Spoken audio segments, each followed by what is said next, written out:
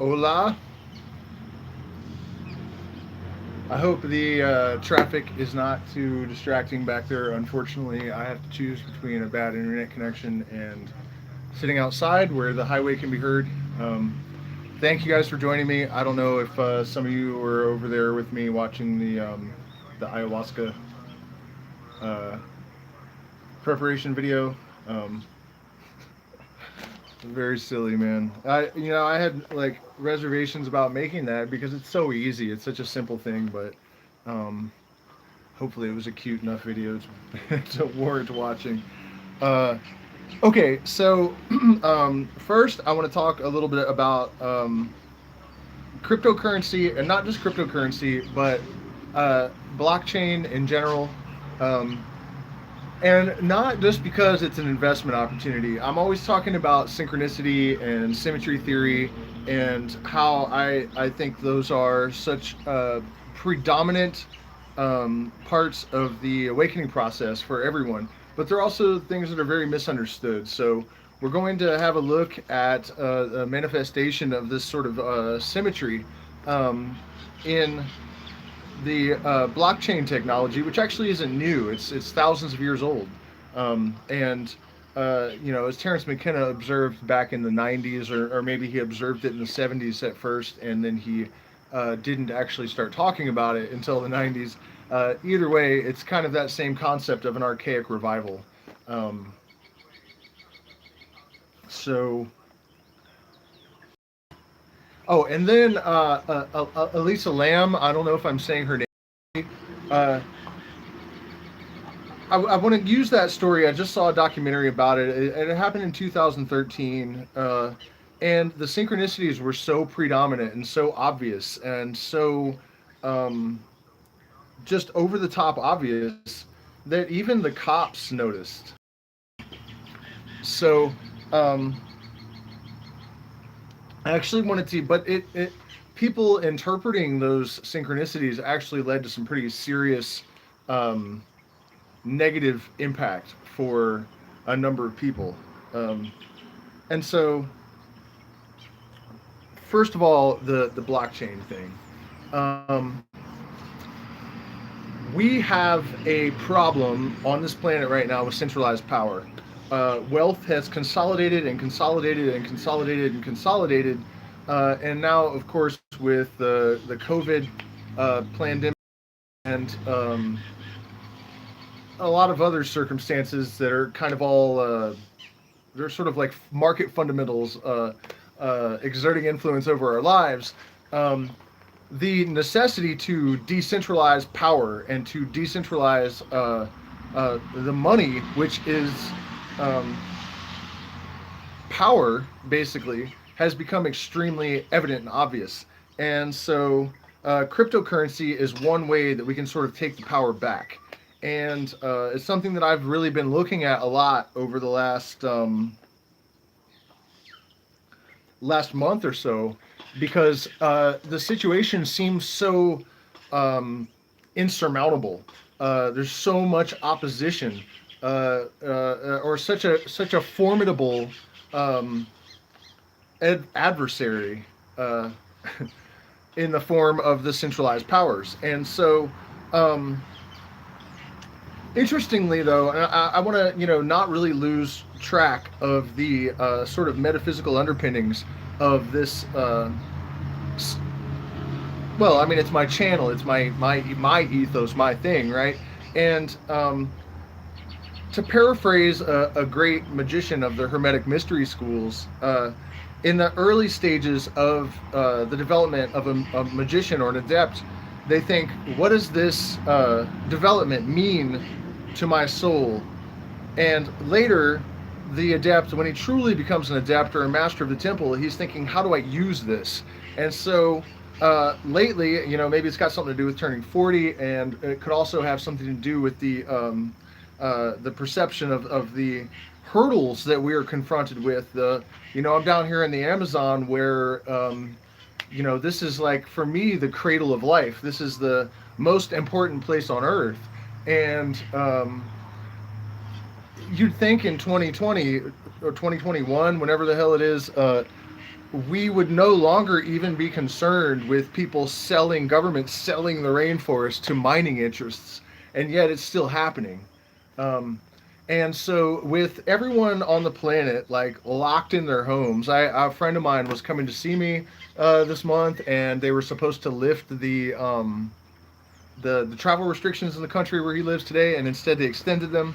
Um, it's, I mean, you guys know there's no point in really going through this too deeply, but uh, it's like we can't protest because if we do, people get angry about COVID, and this is another indication to me, by the way, while we're on the subject of the sort of like new world order, whether you believe in that or not. And I mean, I'm not as on the fence as I was even 2 weeks ago, because we're seeing the same strategies of management basically deployed all around the planet. In the United States, we just had the situation where um, a lot of people said it was a rigged election. And whether it was or not, it looks like it was.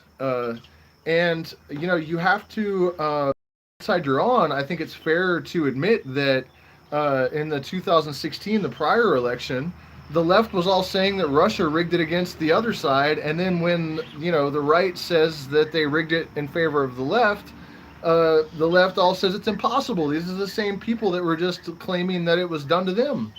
Um, that kind of cognitive dissonance scares the shit out of me too. That people lack self-awareness to the extent that they're capable of acting this ridiculous. And it's like it's everyone. But let me try to stay on point here. Here in Ecuador, they just had the presidential election as well, and there was an indigenous candidate that was basically running against the Chinese mines, literally against a right-wing banker, and it looked like he was going to win. So at the last minute, they say, well, he's actually in third place by just a tiny fraction of a percentage. So he's out of the race now. It's down to these other two guys. And so they're saying rigged election, right? And then the right wingers are all saying, oh, well, you're protesting, you dirty indigenous are spreading COVID. And so it's the same thing that they did in the United States, where first they incited the left to riot with the BLM movement. And then, the right wingers are all like, oh, you guys are all out spreading COVID. And the left had nothing to say about it. Whether you support BLM or not, that is hypocritical. That's leave the reason aside, right? Reasoning aside for why they're protesting. A few months later, when the Trump supporters are gathering at the Trump rallies, they're all saying, "Oh, you idiots are spreading COVID." And so they did it again down here. Rigged election, pitting the two sides against each other when they gather to protest or to create any momentum, because if you can divide the people, then they don't have to worry about overthrow. And what I'm telling you guys is I'm pretty convinced that the reason they're so worried about being overthrown is cryptocurrency, for one thing. Decentralized currency, taking the power to manipulate basically everything on the planet away from the entrenched elite. I mean, that's a big fucking deal, right? And a lot of these platforms, Ethereum and some of the platforms that are built on Ethereum, are not only decentralizing the currency, but they're decentralizing and democratizing innovation itself. So, for example, on the Yearn Finance platform, people, regardless of whether they have $100 worth of token or $1 million, they have the same vote. And of course, that could be a problem as well, because one of the reasons that democracy didn't work in the United States is that if you, Socrates said this first. I said it when I realized how stupid the average person is, and I'm sorry if you find that offensive, but at this point, I mean, calling a spade, or acknowledging that the grass is green and the sky is blue. I mean, I just, I can't mince words at this point. I just don't have it in me. I don't have the energy left for that kind of tact, I guess, nor the desire to be insincere. But decentralizing decision making is only sensible if you have a enlightened and well-educated, intelligent base that is influencing the um, exerting the influence on whatever system is democratized. And uh, the good thing about crypto right now, at least, is that only the smartest people are involved. So um, the normies and the muggles and stuff will be the last ones to figure it out and to jump on board. And hopefully, we will have sent the momentum in the right direction before. Or maybe oh, well, that's where the voting comes in. So that's something that I forgot to mention. It's not just a collective vote. You have an idea that is pitched to the platform, and then there is a succession of voting processes that you'll have to go through in order to see the thing implemented. So I think actually they've considered that. The guy that created Ethereum is clearly a genius. He's 19 years old when he created the platform. Um, Truly brilliant. And okay, so let's bring this back to symmetry theory, because that is, when you guys read the description, if you did, you might have thought, well, these subjects seem like really wildly off, but they're not at all, actually.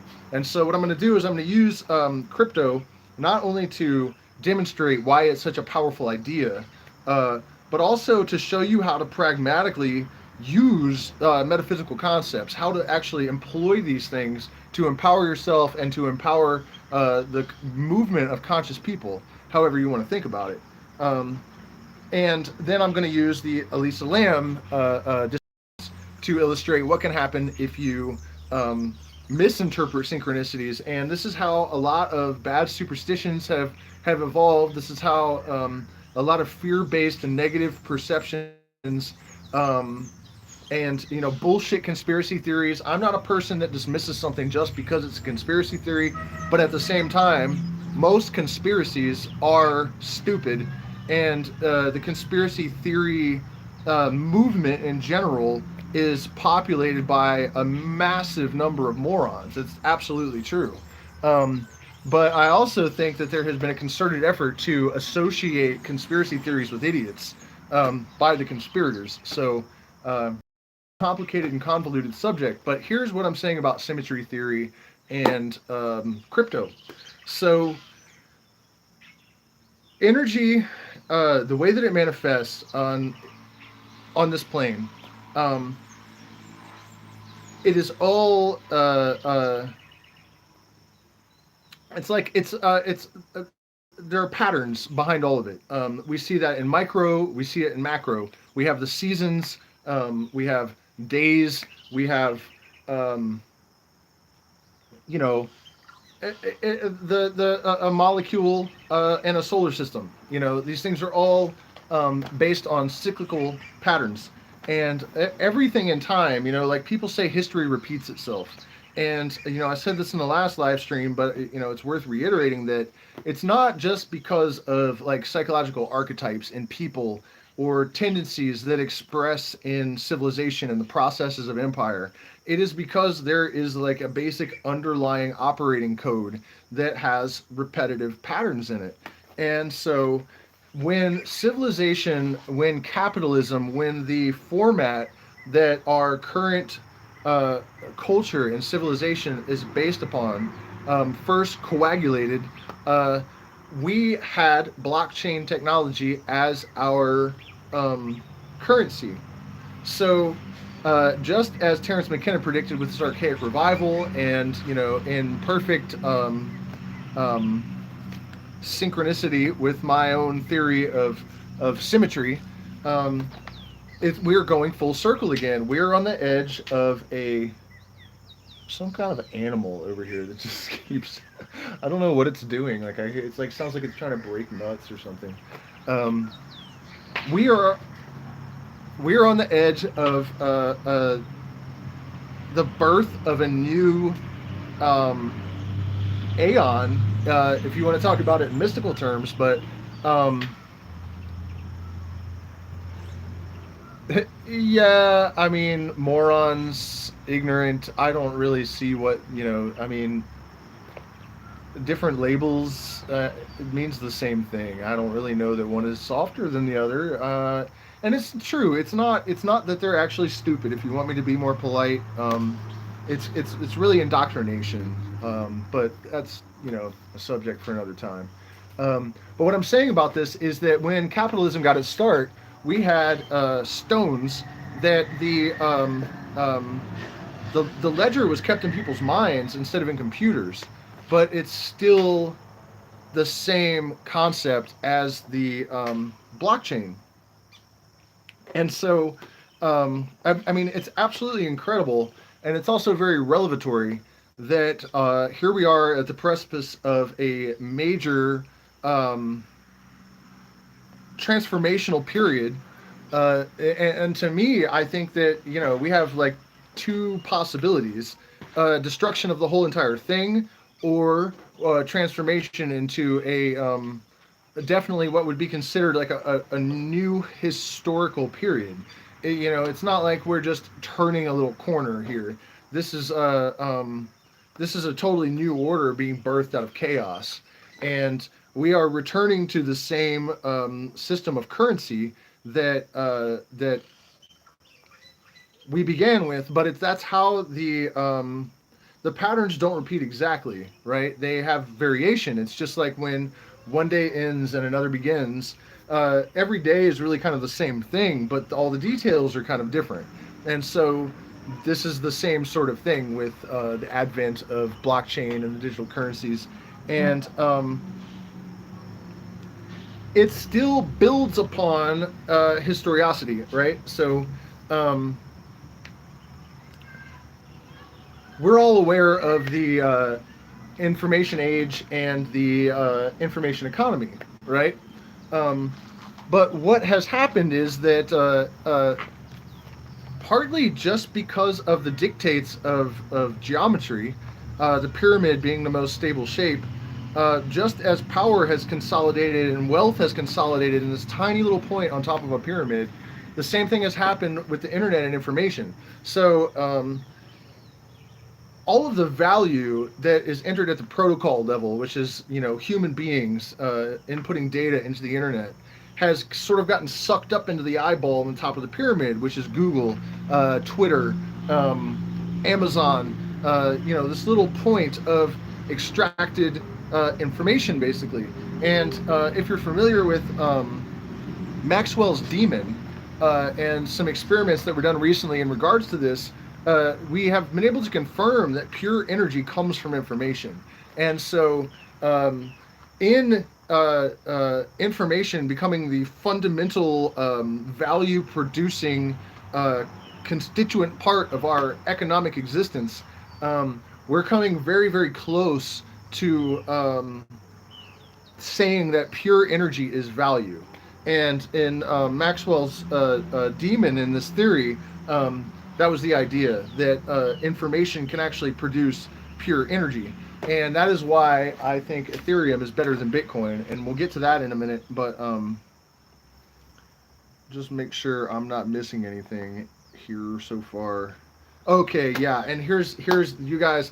This is why it is so powerful. The and it just explains so much. Okay, fiat currencies used to be based on well, you could say they derived their value from labor, or they were backed by gold. That's no longer true. They're really backed by nothing, which is one of the normies or the muggles or whatever you want to call them, the voters. I've heard crypto people refer to like the mainstream as the voters because they're still so out of touch. They think that voting is somehow impactful. Um, that killed me, man. I love that. Um, but one of their criticisms is that cryptocurrency isn't backed by anything, and I don't know how they're that out of touch that they don't realize that paper money is not backed by anything. The only thing that is holding our society together at this point is a collective, pathological collective denial, or a well, it's not pathological. It's like a tacit agreement to accept delusions collectively. Our money has no actual value. It's just trust. And if you're chain is trust and the links are lies, then the chain is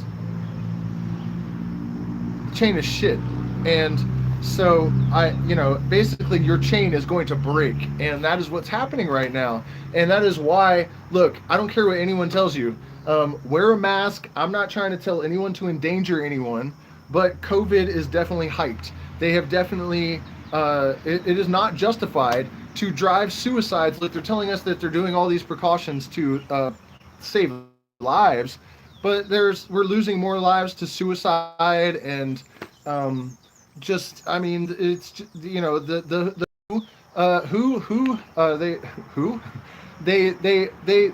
their guy, their spokesperson or whatever he is, said the lockdowns are doing more damage than COVID. But did they stop the lockdowns? I mean, my friend just got locked down, so he can't come to visit us. I mean, clearly that is not why this is all happening. And there are just so many levels. Oh, the censorship on YouTube. You guys, my channel was driving 12,000 views a month, 12,000 views a month. It's today I think we had 29 views. The other day we had 0 for the first time ever. I mean, I no longer have a Facebook page because I tell the truth, there's just, if it was just COVID, okay, but there are so many different elements of control that I think that it is. I mean, look, let's look at it another way. The herd censorship, right? The pressure to conform to herd standards. I am a person that does not give a fuck what you think. You know what I mean? I am not, I've never been part of society. I have always lived my life outside of society, independent from society. I do not care about conforming or meeting the expectations of anyone. I mean, I never even had a lot of people are like, well, my parents wanted me to be this or that. Like it never occurred to me to care if my parents wanted me to be something. But I am still afraid to say a lot of what I think anymore. Like that was never the case for me up until recently, because people are so quick to just write you off, cancel you if you're not in line with the mainstream narrative or whatever narrative it is that they think is correct. It's absolutely incredible. And I think that the reason we are experiencing this is, thank you, Kissin, for subscribing. The reason we're experiencing this is because the old world is fucking dying. We have a planet full of people drinking ayahuasca,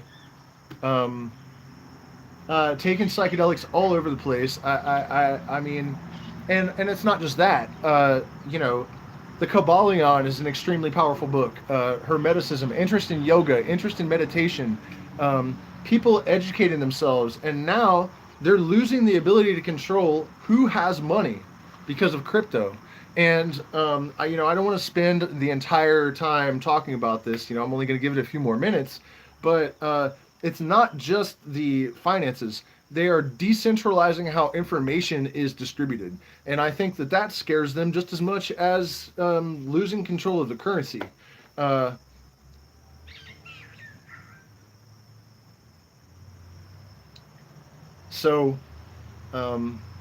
that's another, the message of hope here is that for a while I was really feeling paralyzed, because even though we now have widespread use of ayahuasca, people practicing yoga, I've been seeing more and more people. Look, you guys, if you go too far with the woo, right, you become like a flaky, muddle-headed mystic new ager that just believes in every bit of woo that you come across without any skepticism or judgment, which is a good summation of the majority of the spiritual community, I think.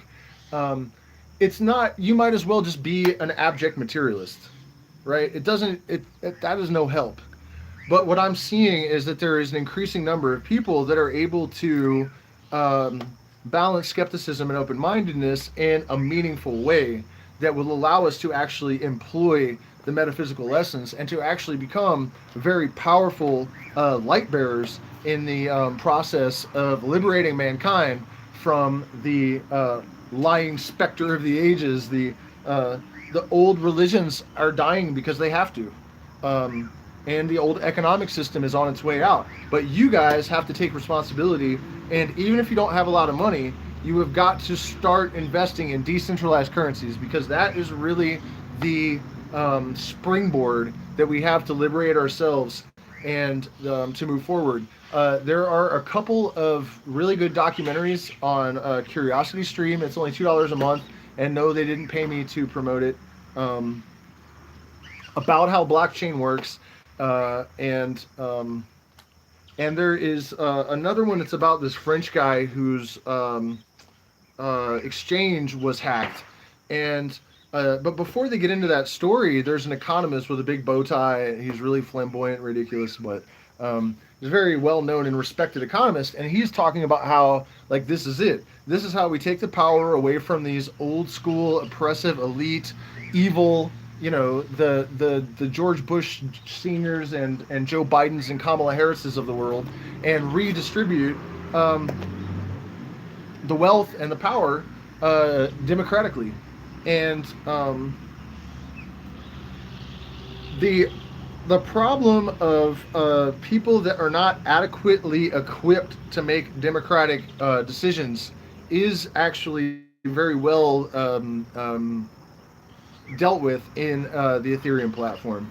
So let me have a look at my notes and see if there's anything important on this subject I'm missing, and then we're going to move on to synchronicity, and then we're going to do the Q&A section, which last week I got cut off because my battery died in the middle of answering a couple of questions, and I'm going to start there, and then if you guys have anything, I'll be happy to uh,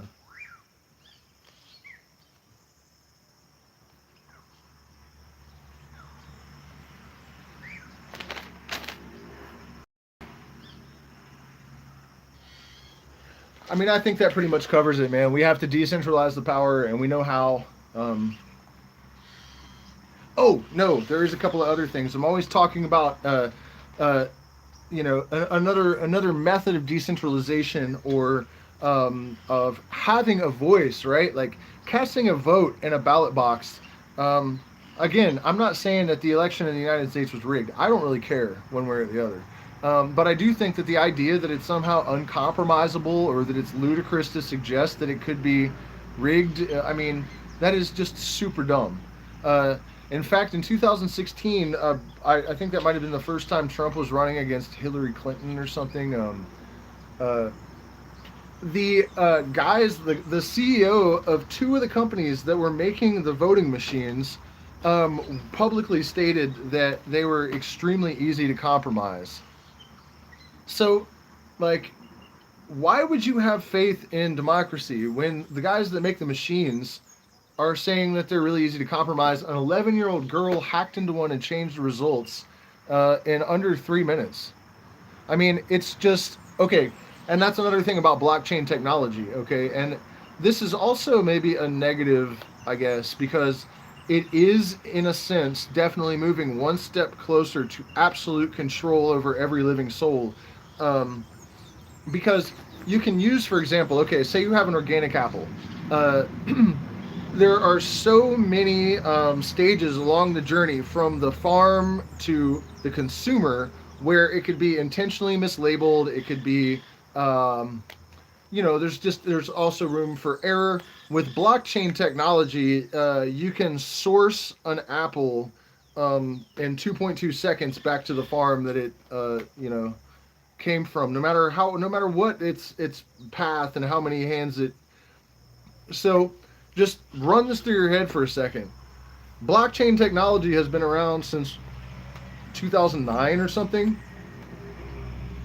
You cannot alter a publicly ledger. You can't do it. And it can be done, but it's next to impossible. So if they really don't want democracy to be questionable, why didn't they implement blockchain technology for voting a decade ago?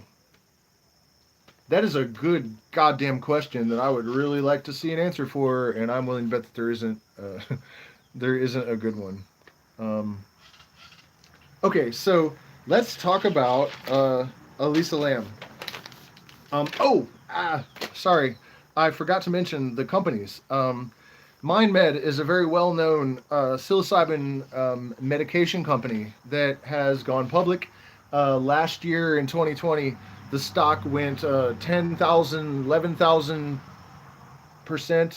1100, yeah, or 1100%, 1100%. Still a lot. Very good investment. It's floundering a bit now. It'll probably do it again. I think most analysts are saying this. Um, but there's a new one called Atai Life Sciences. It's ATAI, in case I'm pronouncing it incorrectly.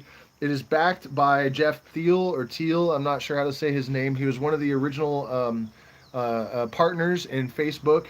He's a billionaire. So the likelihood that this company has the ability to possibly even surpass MindMed, I think, is very high. So in May, they'll probably be listed at, the IPO. You'll be able to buy stocks in May. If I was you, I would do that. Uh, this is one of those opportunities to empower yourself and also to put momentum and energy behind the people that are engaged in meaningful innovation. And psilocybin is one of the best, if not the best, medicine for just about every psychological aberration known to psychology. And so, and also, you guys, the ocean is testing positive for benzodiazepines. SSRIs have been in the system of nearly every single school shooter. People that suffer from addictions often end up on methadone, which gives them, you guys know the story. These alternatives are extremely good and extremely powerful. And so buy that stock in May. Another one, I'm not excited about the people that are associated with this company, but Commonwealth Energy is looking at producing 100% renewable clean energy, and it's backed by Bezos and Gates, and so it is too big to fail. And we are looking at mandates that are going to force entire nations to use this company and companies like it. But considering who's backing him, it's probably going to be this country or this company that lands the contracts. So Commonwealth Energy, right now, you can buy pre-IPO stocks for dirt cheap compared to what they're going to list at, and then they're going to shoot through the roof. So you guys, the opportunity in the midst of this crisis, everything contains its contradiction. These ancient hermetic teachings are very, very powerful. They are what the Masons and other groups have used to build the empires that no one thus far has been able to sink, and this is why they base it on this knowledge. And it's absolutely true that the opportunities for the right people to empower themselves right now are tremendous. And my theory about the universe is that there's one force, and it's positivity. Okay, the other force that people call evil is just chaos and entropy, right? So if you align yourself with the positive, with that which sustains life, with that which is creative, you will find yourself caught up, swept up, and connected to a current that will carry you to places that are inconceivable to you now, that are, good and positive. And so, and also, I do think that there is failure. None of this is guaranteed. I used to think that, the universe is conscious, so it's going to carry those of us that are doing the right things to higher and higher places. It will protect us. And so far in my life, that has been fundamentally true, but it's not absolute. There is chaos. Chaos is a real thing. And if we don't take the responsibility, if we don't invest in these companies, if we don't empower ourselves, if we it's a very simple formula. Decisions that are made out of fear are always wrong. Decisions that are made out of love are always correct. And this is not some moral kind of thing, even. You could think about it in purely reductionist, materialistic, um, action reaction kind of level, and it is still going to hold water. And, that's what I really strive for with all of this stuff. And that is why we are going to talk about Elisa Lam. She, she was, I think, 21 years old, and it was apparently the first viral video, or one of the very early ones. There's a documentary on Netflix right now called, I think, The Disappearance at the Cecil Hotel. The Cecil Hotel is a vortex for bad shit. Um, the Night Stalker lived there and killed people there. People murdered all the time in there. People have slit their own throats in there, which is really difficult to do. All this terrible stuff. Drug overdoses. The manager at the time said that there were like 80 deaths in the 10 years that she managed it. And so Miss Lam was a young college student that lived in Canada, and a Canadian upper middle class girl is not going to survive in the ghetto in LA for very long.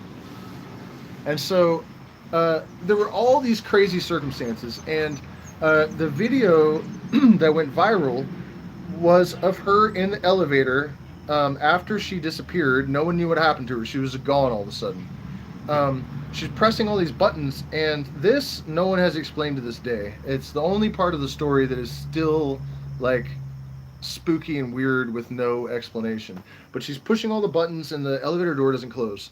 And she keeps sticking her head out and like looking and maybe waving at someone and talking, and then she'll duck back in and look scared. Maybe you guys have seen it. It was a huge thing. But eventually she leaves, and the elevator doors close twice. And it just doesn't make any sense. No one pushed a button, so people were thinking maybe there was someone there that was holding the doors open, or so she couldn't get away. But here's the real weirdness. So when they start investigating it, they discover that the last place other than the hotel where she was seen alive was a bookstore called the Last Bookstore. And I thought, once I saw that part of the story, I thought, man, that is almost too weird for even, the most diehard normie to overlook. So, so let's see what happens next. Okay, so she goes missing, and it becomes like this internet phenomenon, and people are having all these crazy theories about what could have happened to her. But then internet sleuths start uncovering all of this really, really weird stuff. Like, there was this conspiracy theory at the time that tuberculosis was being developed at a college laboratory, a strain, and that they were going to use it as a weapon to drive down the homeless population. And the college that this girl had attended had like the Canadian government's tuberculosis laboratory or center for study, like at that university. And the test for tuberculosis is the Lam ELISA test. This girl's name was Elisa Lam. And so a few days after she died, there was an outbreak of tuberculosis in amongst the homeless population in Los Angeles, where she was. So that's just crazy, right? Like, of course people are going to start with the conspiracy theories and whatnot, but then it gets worse. They discovered that this death metal musician named Morbid lived at the hotel for a while, and he actually had a song about a Chinese girl drowning. And I think by the time this was uncovered, they had found her body in the water tanks. And so everyone just thought, clearly this guy, he had other videos where he was like murdering girls and all of this stuff.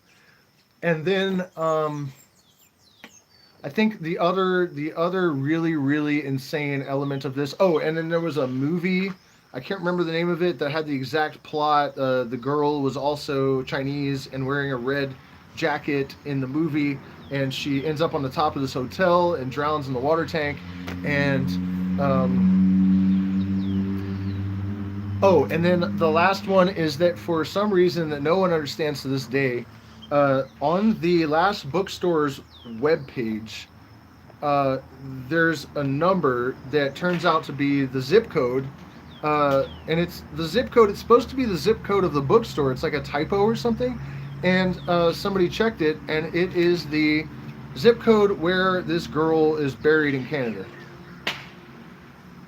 So, of course, like if you're interpreting all of these synchronicities and you're thinking maybe there are demons that have something to do with this, or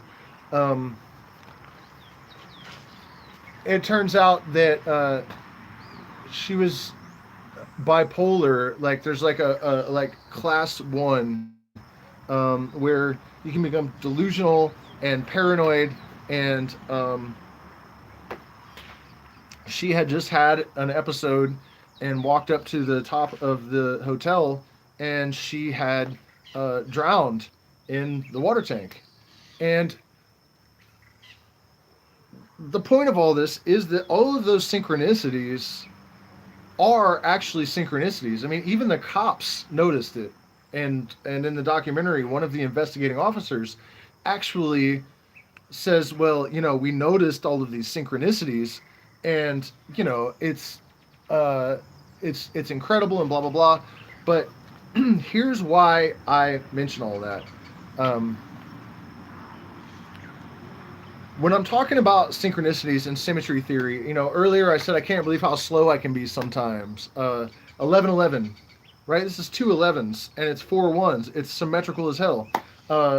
Well before I was ever aware that that was like a trend, that 1111 synchronicities were something that were on people's minds, right? I had all these experiences with those numbers, to the extent that even if you guys check out, I made a video called The Phoenix Process, and at one point I say, you know, coincidences involving 2 11s, and if you click on the 11-minute and 11-second marker exactly, you hear 1111 come out of my mouth. And you can accuse me of editing that all you want, even though I don't even do the editing on these videos. My partner does. So then you would have to accuse us of conspiring to try to create this detail that almost no one is going to notice. And the, you know, the video was recorded in 4 different locations over a period of several weeks. You can tell that by watching it. So, I mean, the chances of that happening in a 34-minute video are just like astronomically. But anyways, the thing is, you know, I've been thinking about this idea of symmetry and the underlying code behind the universe, and I think part of the reason it's important is because it suggests, if not divine influence, at least that there is some kind of intelligence that is guiding the process of creation, that it's not blind determinism, but it's not like, you know, God sitting up on a cloud like the old fairy tale religions either. But, and I think, aside from synchronicities, the fact that symmetry exists in, you know, the mineral kingdom and the animal and plant kingdom, even if it was, you know, animals and plants both contain DNA, so you could say, well, by some fluke, the code that generates symmetry is in the DNA. Okay, but then it's also in minerals, and, you know, so. But what I'm saying now is that the reason we have this, like the parallel with crypto and the stone currencies, where the pattern is repeating, but after another fashion, there's a variation. But it's still this repeating pattern. So you have the symmetry in small systems, and then you have the symmetry manifest in years, and then you have the symmetry manifest in decades, across decades. You can see it in, let's take the last 100 years, where you have, you know, prohibition and the Christian influence in the United States of very, you know, people are sexually repressed, and drugs are all just terrible things that the devil created. And then you have this 1960s push towards liberation, and, you know, and there were smaller ones along the way, like the flappers and whatnot in the 20s and 30s, and So what those are is it's kind of like before an earthquake. What are those called? The tremors, right? And then something like the '60s is like the actual earthquake. And then later on we have the '80s, which are more like the '50s again. And then the '90s are like they call them the discreetly psychedelic '90s, right? So that was another tremor. And then you have a period of greater awakening like now. And I think that those tremors are leading up to the massive earthquake. But what both short periods of time and across vast periods of time, you still see this symmetry manifesting, the repetition of patterns. And so these details in the story of Elisa Lam are real synchronicities. But this guy Morbid that stayed at the hotel, I mean, I don't blame people when they discovered that he had written songs about specifically a Chinese girl drowning in a water tank. You would think, of course, he killed this girl. And then you look at all the other synchronicities, like the tuberculosis lab at the school, the fact that her name is the tuberculosis test reverse, Lam Eliza, instead of Elisa Lam or Elisa Lam. Um, the zip code on the web page, she's buried there. Um, these things are not synchronicities. What I'm trying to elucidate here is that you have to be very cautious about how you interpret these kind of manifestations of this type of phenomenon. The Commonwealth Energy stock pre-IPO is just Google it. I found it the other day. I should have saved the link. If I can find the link, I'll try to put it in the comments. But there is only one brokerage that has access to it, and you have to apply. And I haven't gone through the process, but I'm worried that what the requirement may be that you have to buy $10,000 or $20,000 or some relatively significant purchase. Either way, though, even if you have to wait for the IPO for it to actually go public, I would say that that's going to be a good one. That's like there are few times when stocks are just like you just know, that it's going to be a big fucking deal. And I would say that the Commonwealth Energy is one such.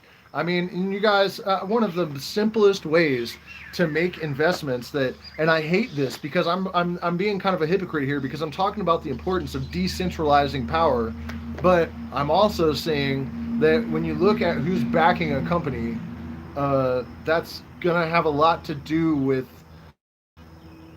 that's their momentum. And when you have like 3 or 4 of the biggest billionaires in the world behind a company, then you pretty much know it's going to fly. So, and I hate that. I hate that even with the psilocybin companies that Peter Thiel, I mean, I saw a picture of him. I don't like him instinctively, and I'm always right about that kind of thing. Um, so I hate to give that kind of advice, but I think that it's like anything in this plane of existence casts a shadow. And there's just you can't get around it. It's always going to be just part of the devil's bargain, right? um, so you guys see what I'm saying about this. Ultimately, what happened from people misreading the synchronicities and attributing their own interpretations. This guy Morbid ended up blamed for murder. He was never arrested, but he stopped making music. He almost killed himself. And I have chased synchronicities and stuff. I call them wish demons, So, I wanted to elucidate both of those things that when you look at something like blockchain and you have a historical precedent that suggests that the pattern is significant in this plane of existence, right? And we know these patterns repeat. and that things that are modeled on nature and natural systems are imbued with power, because what is the most effective? I mean, nature and natural law are really the only that is existence. So, um, one of the reasons I'm pushing Ethereum so hard is that it is as close as we have come to deriving value from pure energy. Because unlike Bitcoin, where I cannot tell, I still don't understand where they're getting their value from, other than the same kind of agreement to just, we're just going to agree that this has whatever value. I mean, I'm still researching it, but from what it looks like to me is even the people that are experts, some of them admit they don't really understand it, and other ones just kind of say stuff that doesn't communicate that it actually has value. They're just like explaining why they're agreeing to pretend that it has value. Ethereum is different. Ethereum is also, there's Metcalfe's law, which has to do with telecommunications, and the number of users on a system is going to contribute to the value of the system, and it's something you have to look up. I can't go off the deep end about it right now. Yeah, I mean, all these guys that are taking over the psilocybin market, I don't dig it, man. But it's better than investing in Exxon. And the people that are going to put the money into it are mostly going to be conscious people. And this time around, you guys, we need to not make the mistakes that we have to improve upon the efforts of our ancestors. And in the case of the hippies and the New Agers, like, we need to have the open-mindedness of the New Agers that came before us, but we need to have the skepticism of the scientific community as well, in order to create balance and homeostasis, and to create something meaningful and actionable in terms of a metaphysics that isn't just like, a bunch of fluffy bullshit that people like the sound of, and you can sell books, write about it and sell books to people. I mean, that's really all most of this stuff amounts to. Um, Genuine gnosis is more of a scientific process. And what I'm saying about the hippies that came before us is that they turned their backs on money. They turned their backs on, it's like money is evil. Spiritual people disavowed power. They disavowed money. And in this world, certain parameters are dictated to us and not by us. And money as power is one of those things. And for the time being, we have to, at least in part, deal with the deck that we have been, or the hand that we've been dealt. And that's, and it's not that bad, you guys, to be presented with a situation where the antidote to our potential destruction is a psychedelic utopian, at least compared to what we have now, psychedelic utopian future. And all we have to do is take some action. The right people have the power to empower the people, giving people the power. You know what I mean? And the right people. So, it's like our medicine has turned out to be extraordinary. And, of course, ayahuasca comes to mind. I have a bunch of really bad health problems, and I was severely traumatized as a child, man. I mean, violence has been like I've been surrounded by homicide most of my life, even into my adult life. And I remember, drinking ayahuasca and thinking, like, this is like, when they say, like, take your medicine, like it's going to be like this awful experience. Like, well, if this is what I have to do to transcend all of that, it's certainly not a punishment. And I think that the what we're being offered as a way out of the dominator culture that has been destroying us and our world is actually pretty awesome, and it is part of the structure of the universe, that it is the interplay of antinomies that gives rise to all of phenomenology. And so things are always going to have both good and evil potentialities. They're going to always, anything that moves is going to have equal and opposite effects. It's just the structure of the universe. And I will look up this Junior Ron person. Do me a favor too, you guys. Hit the like button, share, subscribe. We're barely getting any views anymore. I mean, it's crazy. The algorithm has deprioritized this because they're not advertising on my videos anymore. There's nothing I can do about it. So I definitely need you guys to help me to promote. I know that I've got some worthwhile content here, and it's really frustrating that YouTube has chosen to deprioritize our channel. And I think also that it's the type of content as well. They've taken down some of my videos. So, in an effort to kind of fight back and to keep ourselves afloat here, we're trying to go into the jungle in order to potentially throw our bodies down in front of bulldozers to stop the Chinese mines from destroying the Amazon. But I'm going to have to make a contribution to the Shuar community. I'm going to have to, if we drink medicine with the shaman, they're going to expect us to pay them. I'm realizing it's going to cost a lot more money than I thought. So you guys can support us on Patreon, or tonight I'm doing a secret stream at 8 o'clock. You can make a one-time contribution through PayPal or Zelle. There's a link in the description. You can use either, or it's the email, the Phoenix Flames email. So, yeah, we really appreciate your support because we definitely need it. And the secret stream tonight is going to be kind of an analysis of not only maybe some of this book, which is Morals and Dogma, which is it has a stamp that says it's to be returned to the lodge if a Freemason dies or leaves the lodge. So you're not supposed to have it. It's actually pretty accessible these days, but the way that I found that copy of that book, true story, I was looking for it, and I did not use the internet at the time. It wouldn't have occurred to me anyways to look on Amazon because it's supposed to be a secret book. And so I dreamed that it was on the shelf at this little used bookstore in Durango, Colorado. And I'm always very careful when these kind of manifestations occur because I know the power of suggestion. I don't want to put anything in someone's head. If I see a UFO, say, do you see that UFO? I'll just wait and see if someone says something, that kind of thing. And so I told my girlfriend, that Masonic tome that I'm looking for, I dreamed that it was at the local used bookstore, and we got in my car, and I only told her about it so I'd have a witness, and we drove down there, and right where it was in the dream, I didn't even look. I walked in the door and just grabbed it off the shelf, and I was right that it is exactly what, at the time I had not been initiated into any kind of Masonic body. That is no longer true.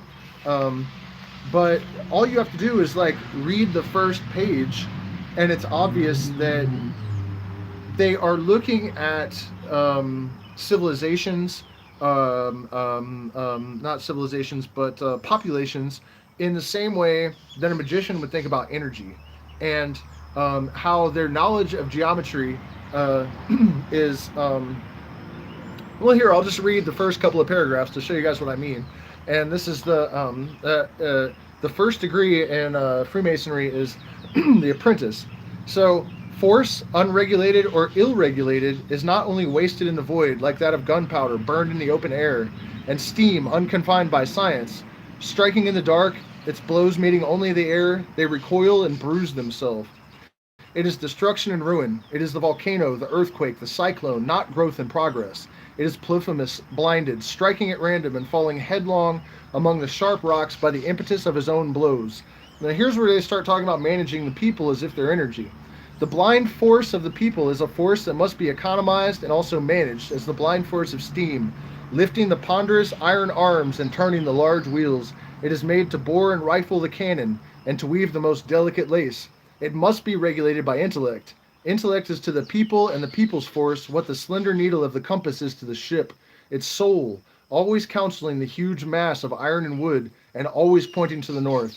To attack the citadels built up on all sides against the human race by superstitions, despotism, and prejudice, the force must have a brain and a law. Then its deeds of daring produce permanent results, and there is real progress. Then there are sublime conquests. Thought is a force, and philosophy should be an energy, finding its aim and its effects in the amelioration of mankind. One more time, you guys, because that... Thought is a force, and philosophy should be an energy, finding its aim and its effects in the amelioration of mankind. The two great motors are truth and love. When all of these forces are combined and guided by the intellect and regulated by the rule of right and justice, and of combined and systematic movement and effort, the great revolution prepared for by the ages will begin to march. The power of the deity himself is in equilibrium with his wisdom.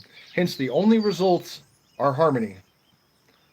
So, by the way, if you heard the tone and the content of that, and you think that Freemasons are out to control your life and that the Illuminati is evil, you got another thing coming. Everything that you have been told by the media, including the alternative media for the most part, is completely backwards. Completely fucking backwards. I challenge you. Adam Weishaupt is the founder of the Illuminati. His writings are available online, and this is like, it's so mind blowing to me that people will choose conjecture over just taking a few minutes to investigate for themselves, because one of Adam Weishaupt's messengers was hit by lightning. That's the only reason we know about the Illuminati. You can't make this shit up. And the king's soldiers found a letter in his pocket, and that's how they found out about Weishaupt. And they went back to his house, and they seized all of his writings, which have been published online. And the reason that people think the Illuminati are evil is because some Christian author, some right-wing moron Christian author in the early 30s got a hold of Weishaupt's writings, and it's about getting rid of organized religion. And when a Christian, and that's how the whole satanic conspiracy was born. Because people are too fucking dumb to research things themselves, you know. Seriously, the Illuminati is look at the name of them. Does that sound like an organization that is engineered to suppress illumination? Come on, God, it's just so dumb. Okay, so the Q&A thing, because I have to get ready for the secret stream later. And like I said, if you want to become regular patrons, there's a Patreon link. And if you just want to join for one secret stream, minimum is $5, but you can contribute whatever you want. We're hoping to be able to leave for the jungle within a week or two, but we have to have our affairs in order first. And like I said, it's costing a lot more than I thought. So, and of course, you know, we'll bring you guys with us. Okay, last week, where I left off, there are two things. I told a story about how ayahuasca had explained to me that, you know, and this isn't something ayahuasca explained to me, it's more like it elaborated on something that I had learned from my studies in mysticism. And it's this idea of reflections and how everything is really just one thing doing one thing, and how obvious that is depends really only on your vantage point relative to a system. So if you're in too close, you may not be able to see it, and from further out, it is obvious.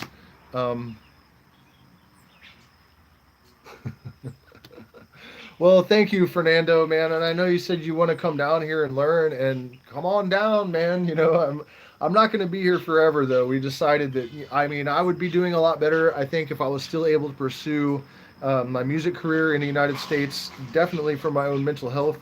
But in terms of getting my message out there to a larger audience, I think if I was able to go out and perform with my band and also do the YouTube thing, you know, I mean, you guys have got to remember, when I say that I lived outside of society and didn't use computers and all this shit until very recently, I'm not trying to be cool. It's just true. And so while I was a musician, I didn't know how to use all this stuff. And now that I do, I'm kind of curious, like, what would happen, you know, if I was able to constrain all these demons to do my will a bit more efficaciously. So, what I was saying about that is that I was talking about how ayahuasca basically told me, because my mother committed suicide, and it was the first ayahuasca session after I had, after she died, and I was really nervous because I was thinking, like, you know, it's a Shuar style ceremony. We're hiking through the jungle all day, no food, really high doses of ayahuasca, and I had just had this terrible fight with my mom, and then she commits suicide. So it just seemed like it was going to be rough. And so uh, I was talking about how at the second night, my mother came flying down like an apparition of her spirit, and it had like blue flames for eyes, and everything turned to the spirit beings turned to demons. And I don't want to tell the whole story again because I told it last week, but I didn't fully explain. I said that while I was having this vision of all these demons and skeletons and hellfire, and my blood was cold, I was really needing some warmth from my partner who was laying beside me, which is, for an apprenticing shaman, I was not supposed to look for that. I was not supposed to curl up into the fetal position either. But it was just too much. Everybody's got their breaking point, and, that was mine. And so later, because my partner wouldn't respond, she wouldn't hug me, she wouldn't talk to me, I couldn't get a sound out of her. And last time I didn't explain why. I just said I would find out later, and then I forgot. But it turns out that, and it's important to note that I did not tell her what was going on with me when I was trying to get her affection. So she didn't know. And I said, hey, why wouldn't you, I was trying to get you to talk to me or hug me or something. And she said, I was just, there were skeletons everywhere, and my blood had turned cold, and it was just death. I was just surrounded by death. So we had shared this experience of being surrounded by these demons and skeletons and the blood turning cold. And mostly that was for you, Fernando, because I know you asked me, why she did that, and I didn't elucidate. I don't know who asked this question last week, but somebody said, and this is where my phone cut off last time, somebody asked me if I thought LSD was inferior to plant medicine, and the answer is absolutely not. I think that the idea that anything that man creates is inherently bad or toxic is toxic itself. We're better than that. Everything that we create is natural. Everything that we I don't know what people think. If you eat an amanita phalloides, or however you say it, the death cap, it's poison. You're going to die. It's natural. It's just not true that just because something was made in a laboratory that it is not good. In fact, I would go so far as to say that in the case of LSD, it is particularly serendipitous because it is semi-synthetic. So the way a chemist explained it to me, and I have no background in chemistry. I didn't even take chemistry in high school.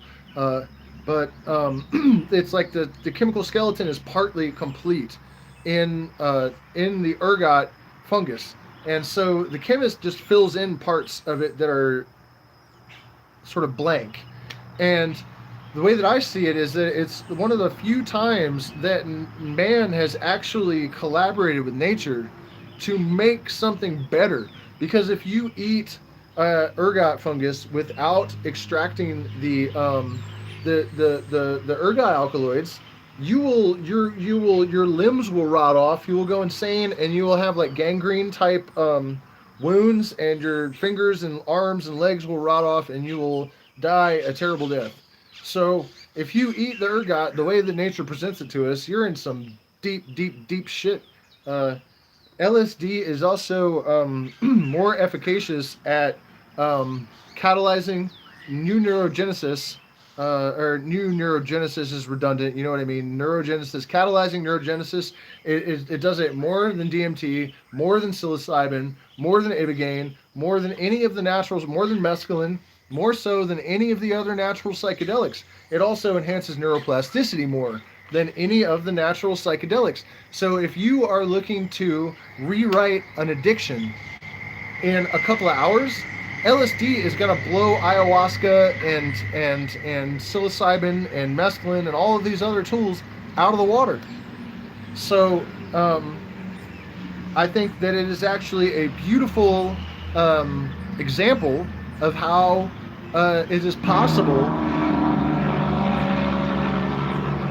unlike that example of man collaborating with nature to create something, but it's a beautiful example of how it is possible for man to collaborate with nature and create something divine. Albert Hoffman was an amazing, beautiful human being. You know, he was doing Tai Chi up until he died at 111 years old. And in Gematria, 111 is like the number of unity, truth, and love. Um, it's just it's really unfortunate. I think that some people think that LSD is not. I mean, I have two groups where I ask people if you want to join the group on Facebook, what an entheogen is, and nearly every single person says it's a plant-based catalyst for consciousness or something to that effect. It is not necessarily plant-based, and MDMA also is better at certain applications. So is ketamine than the plant-based entheogens. So I think it's an unfortunate attitude that just because man has created something, people think it's somehow inferior. And I think that we shouldn't look down on ourselves like that. We should have a better, more self-respect.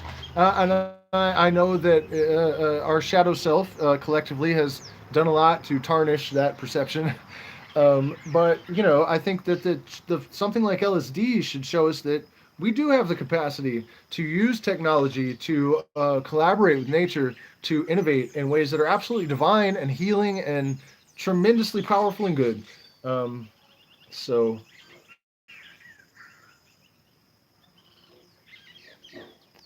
no, the Metal Singer did not get the inspiration from the Akashic Record because it actually, I forgot to say this, it turns out that he wasn't even staying at that hotel. That's the worst part of it, man. No one bothered to check and see when he was at that hotel. It turned out to be like 2 years before or something.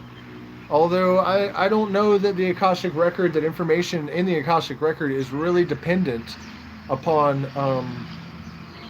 time. At least in the sense that I don't think that time is linear. So, do you guys have any other questions? Because otherwise, I'm going to sign out and prepare for the secret stream, I think. Let me see if I missed anything even.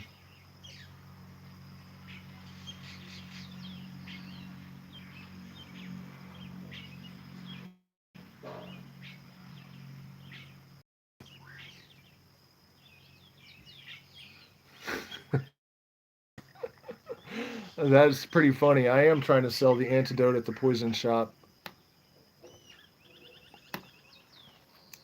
Okay, so in parting, I guess actually it doesn't look like, have I ever read Paul Stamets? Of course I've read Paul Stamets.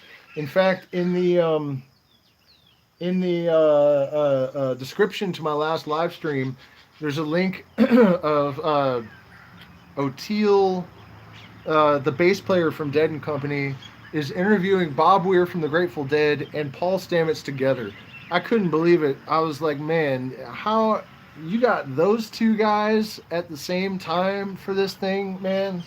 And it was really cool to see Weir, who, he was in the Grateful Dead, but he didn't really like LSD. And it's funny that he did have an amazing psilocybin cow future sight experience. Yeah, he he has the same sort of problem, or he did the same sort of problem with credibility that I do, in the sense that he wasn't actually a trained scientist. He was just a guy that took a lot of psychedelics and was intelligent, and so he was very nervous about doing anything to taint his credibility. And so he was he ate mushrooms. I think they had some really weak strain, and they blended it all up and made a shake or something, and they all drank it, and it was really strong. And he had this vision, complete with a date of all this water receding, and all these dead cows were all over the place.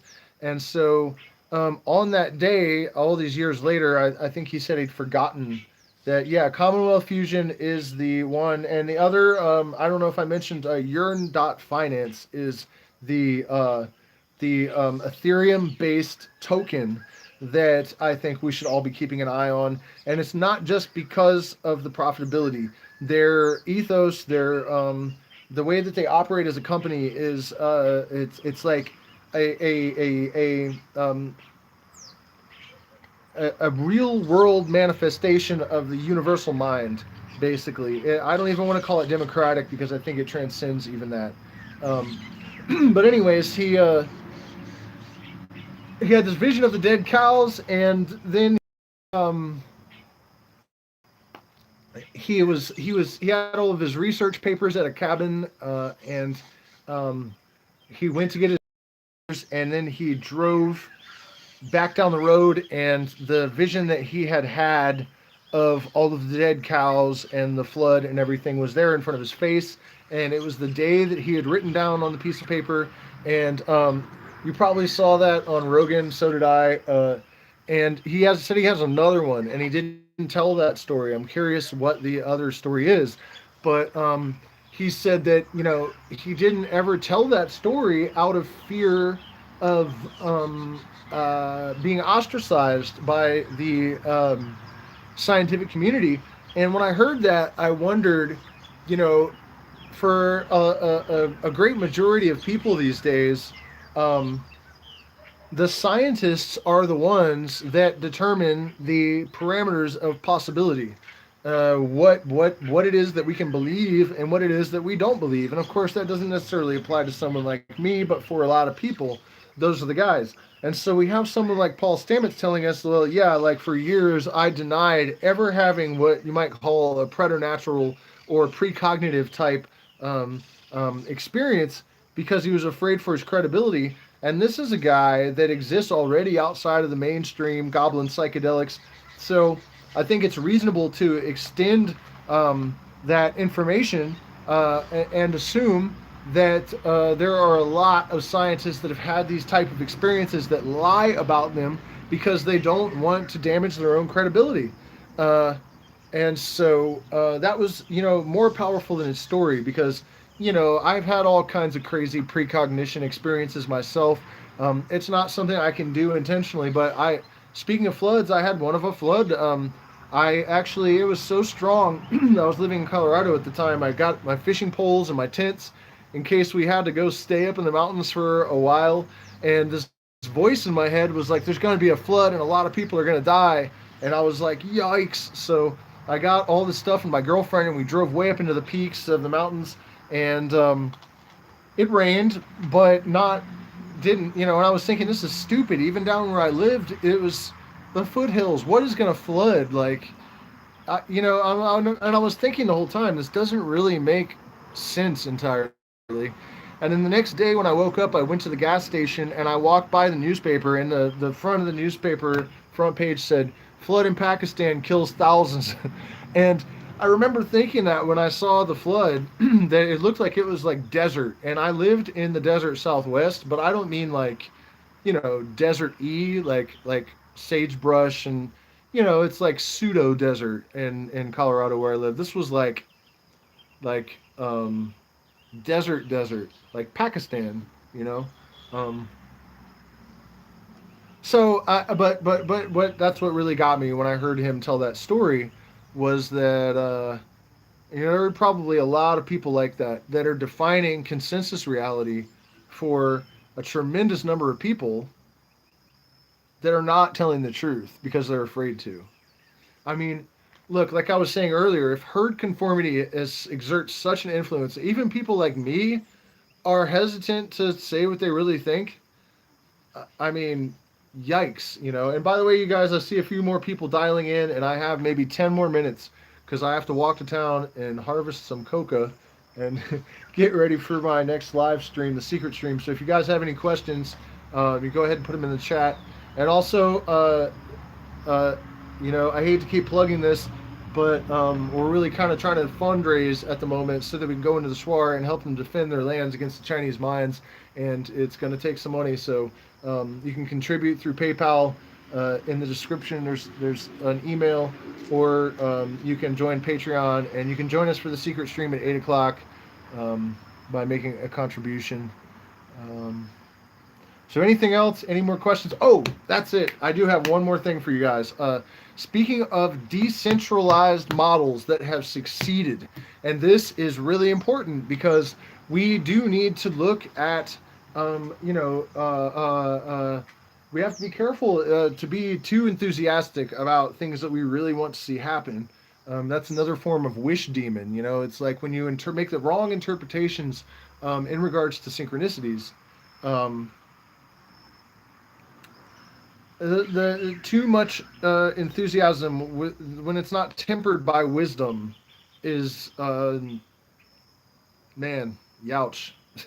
uh, so what I'm saying is that the Grateful Dead were actually a brilliant example of decentralized financial structure and decentralized authority because they actually did not have a hit song until 1987, and they have been around since 1965. And so, yes, there were a lot of drugs sold to support a lot of that, but that's not the whole story. And this is how they operated that's so powerful. Uh, at a time when a band like Aerosmith was paying their roadies $10 an hour, the Grateful Dead paid their lowest paid employee $250,000 a year. What? Really? You know, so instead of Garcia and Lesh and Weir and the drummers driving around in Lamborghinis and Ferraris, they had BMWs. You know, they had nice cars. They were rich enough. They weren't filthy, disgusting Mick Jagger billionaire rich, but they were rich enough. And they had the satisfaction of knowing that their secretary had a good life and their janitor had a good life and the roadies that set up their speakers and tune their instruments and all that shit, you know, they had a great life. And it did almost drive them into the ground.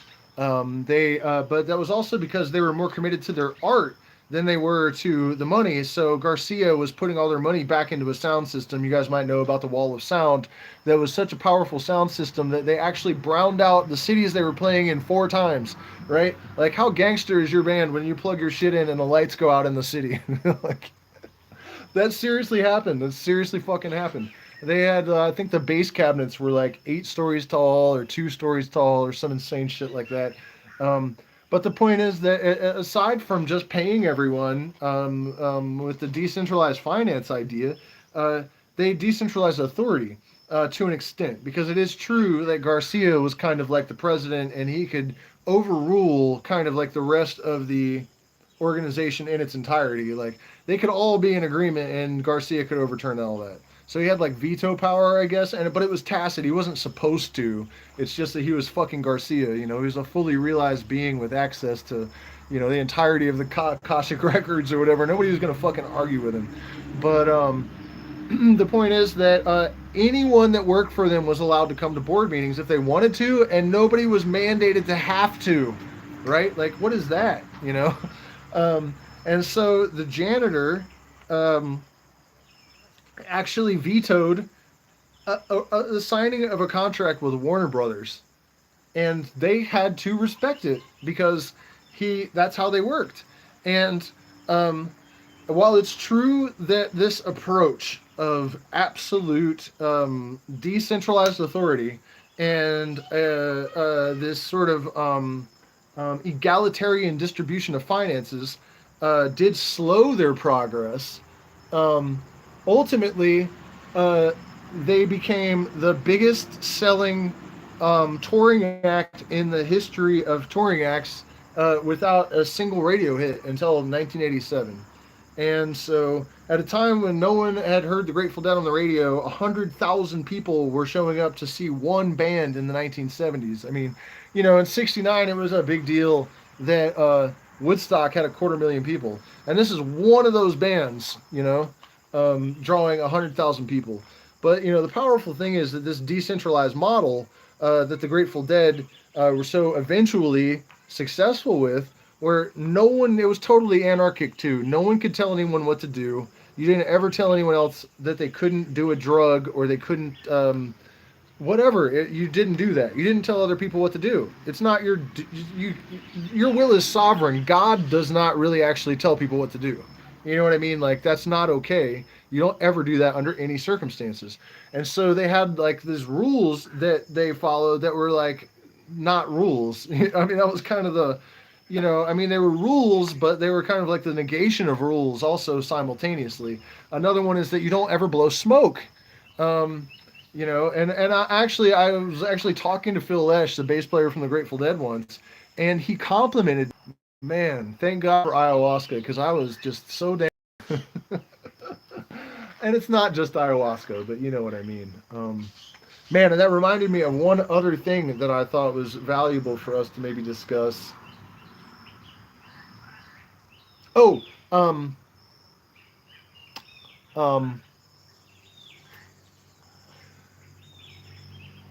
Oh yeah. Okay. So, and it's not just that the Grateful Dead have demonstrated for us that a decentralized uh, uh, um, operating principle, I guess, central operating principle. I don't know what to call it. Ethos, whatever, can lead to. I mean, okay, guys, name another American band from that period that people still. That's still filling football stadiums. I'll wait. Especially when their star has been dead for 25 years. I'll wait. Go ahead in the comments. One more American band from that period. Can you guys remember any of them? Black Sabbath? Oh, wait, they're English. Led Zeppelin, English. The Beatles, also English. American band from the same period as the Grateful Dead that people still remember. I don't see anything. Anybody? No. Pink Floyd? Oh, yeah, they were British too. Um, So that's another point that they're still filling football stadiums. Garcia's been dead for like 30 years. Um, but aside from the demonstration of this decentralized ethos working, um, there's a book out there called "Everything I Know About Business I Learned from the Grateful Dead," and the guy talks about how Apple and Microsoft and and then by proxy all of these other giant corporations actually adopted large parts of the Grateful Dead business model and integrated them into their own. Um, so, all right, you guys, I'm wearing my fucking throat out. I have to get some water. But thank you so much for watching. Thank you so much for your support. Please help me by sharing these videos because, since they have demonetized us, I had 29. We used to have hundreds of views a day. These things would get 1,000. I just saw 2 more people click on. So if you guys have a question for the Q&A section, I'll... No? Okay. All right. Well, 8 o'clock, secret stream. You have to make a contribution, a minimum of $5. It's in the description. And thank you guys so much for watching and supporting. And we'll see you again soon.